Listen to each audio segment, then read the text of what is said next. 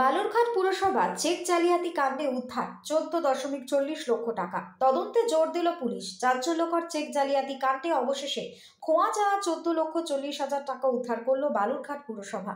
বুধবার দুপুরে সাংবাদিক বৈঠকে এই তথ্য জানালেন পুরসভার চেয়ারম্যান অশোক কুমার মিত্র।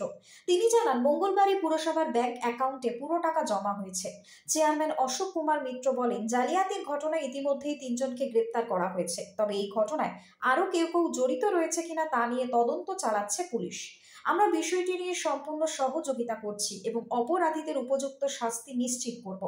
পুরসভার সূত্রের খবর, এই টাকা খোয়ার ঘটনায় পুরো শহরে তীব্র আলোড়ন সৃষ্টি হয়েছিল। তদন্তে নেমে পুলিশ 3 জনকে গ্রেপ্তার করেছে এবং তাদের জিজ্ঞাসাবাদ করা হচ্ছে।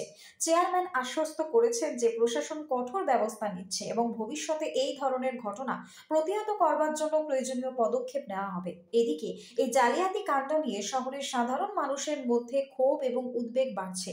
তারা প্রশাসনের দ্রুত পদক্ষেপের দাবি আর্জি করছে। Bureau report, Hili news Bangla. আচ্ছা